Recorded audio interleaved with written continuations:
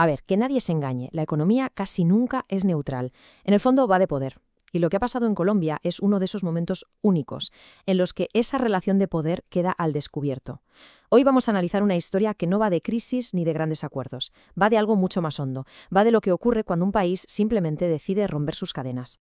Y es que, en el fondo, va de eso. No estamos hablando de un simple ajuste técnico en las cuentas, no.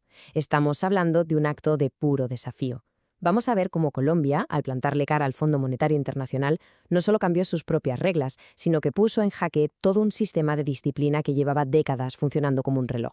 El momento clave, el punto de inflexión, es este. El gobierno de Gustavo Petro, de forma unilateral, cancela la línea de crédito flexible del FMI. Para que nos hagamos una idea, para la gente de Washington, esto era sencillamente impensable. Era algo que no entraba en el guión.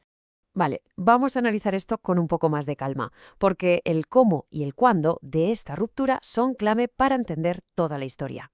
Y aquí viene el giro de guión. Ojo, porque el FMI ya había movido ficha, suspendiendo la línea en abril de 2025, como una especie de aviso a navegantes. Lo que todo el mundo esperaba era que Colombia se arrodillara, recortes, ajustes, lo de siempre. Pero Petro hizo justo lo contrario, cerró la puerta del todo. Dijo, se acabó, rechazando esa dependencia y, de paso, quitándole al FMI su principal arma de presión. Ahora, para entender bien la magnitud del portazo, hay que saber qué era exactamente esta línea de crédito, por qué importaba tanto. Sobre el papel, la cosa sonaba muy bien. La LCF era como un seguro, un respaldo. Le daba a Colombia acceso a más de 8.000 millones de dólares, que es como un 2,5% de su PIB. Y la clave es que, en teoría, este dinero estaba disponible sin condiciones explícitas, no como los rescates de toda la vida. Se vendía como un sello de calidad, vamos, un premio para los países que hacían los deberes. Y aquí podemos ver el contraste, ¿no? La promesa frente a la realidad. Se presentaba como una red de seguridad, pero en la práctica, según la fuente, funcionaba como una herramienta de control para asegurarse de que el país no se desviara del camino marcado desde Washington. Era confianza, sí, pero una confianza condicional, muy condicional. Esta metáfora del collar es que es perfecta para entenderlo. No hacía falta una cadena visible, con condiciones por escrito. El simple hecho de que te pudieran quitar el seguro en cualquier momento era más que suficiente para mantener a todo el mundo a raya. Era una forma de disciplina mucho más sutil, pero igual de efectiva. Bueno, y ante este panorama, en lugar de seguir el manual de la austeridad que todos esperaban, Colombia decidió escribir sus propias reglas del juego. En lugar de los recortes sociales de siempre, el gobierno de Petro aplicó lo que podríamos llamar una austeridad inteligente. Fue a por contratos inflados y gastos burocráticos. Y aquí viene lo más importante. Usó una cláusula legal para suspender temporalmente la regla fiscal, que es básicamente el corsé que te obliga a limitar el gasto público. Ojo, no se saltó la ley, pero rompió con una creencia económica sagrada. Y esta es la nueva filosofía, el cambio de paradigma total. Es una enmienda a la totalidad del credo del FMI que siempre dice que la prioridad número 1 es calmar a los mercados, cueste lo que cueste, incluso si eso significa sacrificar el bienestar de la gente o el crecimiento del país. Y aquí es donde la historia se pone de verdad interesante, porque según todos los manuales de economía ortodoxa, la economía colombiana debería haberse desplomado. Pero, ¿qué pasó en realidad? Pues primer dato que rompe todos los esquemas. A pesar del desafío, a pesar del supuesto riesgo país, la economía colombiana siguió creciendo. Y no poco, a un ritmo del 2,5%. El apocalipsis financiero que muchos anunciaban, pues simplemente no llegó. Segundo dato, la inflación. Se suponía que al saltarse la disciplina fiscal, los precios se iban a disparar por las nubes. Sin embargo, en contra de toda predicción, la inflación empezó a bajar. La supuesta irresponsabilidad fiscal no tuvo el efecto que decían los libros. Y ahora viene lo más increíble de todo, la moneda.